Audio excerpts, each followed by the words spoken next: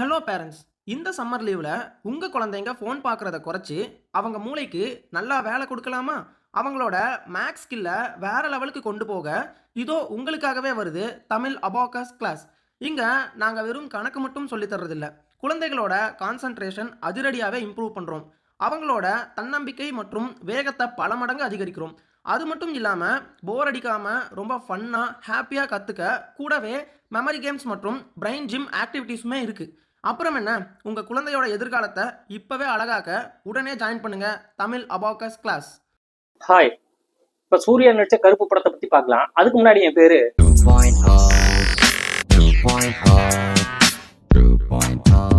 இந்த படத்தோட கதை என்னன்னு பாத்தீங்கன்னா, அப்பா மகள் ரெண்டு பேரும் கேரளால இருந்து ட்ரெயின்ல வர்றாங்க.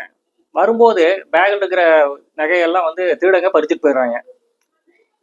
என்ன அவங்க ரெண்டு பேரும் என்ன பண்றாங்க, சரி போலீஸ் ஸ்டேஷன்ல போய் கம்ப்ளைண்ட் பண்றாங்க. திருட்டு போன நகையும் திருடங்களையும் கண்டுபிடிச்சிடுறாங்க. அப்புறம் கேட்குறாங்க, சரி திருடு போன நகை கிடைச்சிருச்சல்ல கொடுங்க அப்படின்னு சொல்லி கேட்குறாங்க.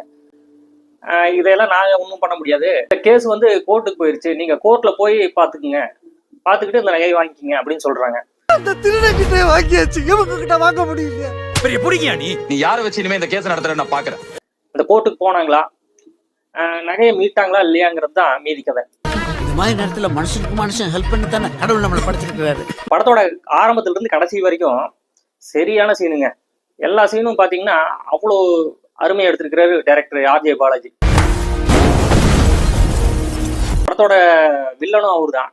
இது என் இடம், என் கோட், கடவுளே வந்தாலும் எதுவும் மாற்ற முடியாது. ஃபர்ஸ்ட் ஹாஃப் பாத்தீங்கன்னா ஓரளவுக்கு போகுது. செகண்ட் ஹாஃப் பாத்தீங்கன்னா சில இடத்துல லேக் ஆகுது.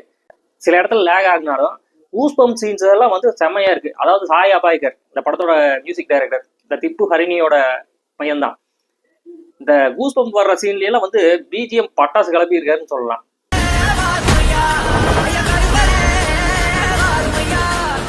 முதல்ல சாய் அபாய்கர் கிண்டல் பண்ணிட்டு இருந்தோம், என்னடா இவன் அனிருத் மாதிரியே மியூசிக் போடுறானே, இவனுக்கு சொந்தமா மியூசிக் போட தெரியாதா அப்படின்னு எல்லாம் சொல்லி, சொந்தமா டியூன் போடலாம் தெரியாதா அப்படின்னு எல்லாம் பேசிட்டு எல்லாம் இருந்தாங்க. இப்ப இந்த படத்துல அந்த குறையை கலைச்சிட்டாருன்னு சொல்லலாம். பாடலாகட்டும், பிஜிஎம் ஆகட்டும், பட்டாசு கிளப்பி இருக்காரு.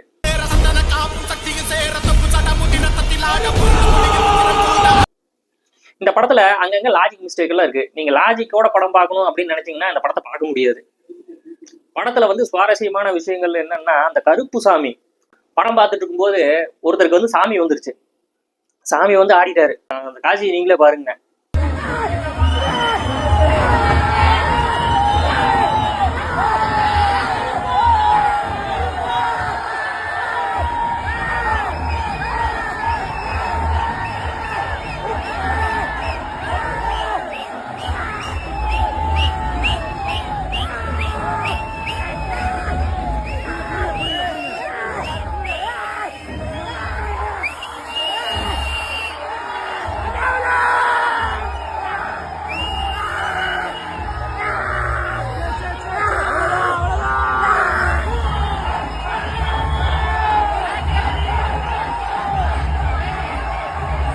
படத்துல வில்லன் கேரக்டர் ஆர்ஜே பாலாஜி. இவர் ஏன் இந்த மாதிரி, இவர் எதுக்கு வில்லன் கேரக்டர் நடிக்கணும் அப்படின்னு கேள்வியெல்லாம் எழுந்தது.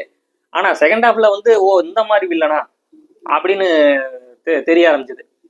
அவர் கேரக்டரும் கரெக்டா பண்ணியிருக்காரு. இந்த படத்தோட ஹீரோயின் திரிஷா அவங்களும் நல்லா பண்ணியிருக்காங்க. நட்டி நடராஜ் அவரும் நல்லா பண்ணியிருக்காரு. மற்ற நட்சத்திரங்கள் எல்லாம் அவங்க கேரக்டரை அவங்க சூப்பரா பண்ணியிருக்காங்க. படத்தை நீங்க பார்த்துருந்தீங்கன்னா ரேட்டிங் எவ்வளவு மார்க் போடுவீங்க கமெண்ட்ல போடுங்க.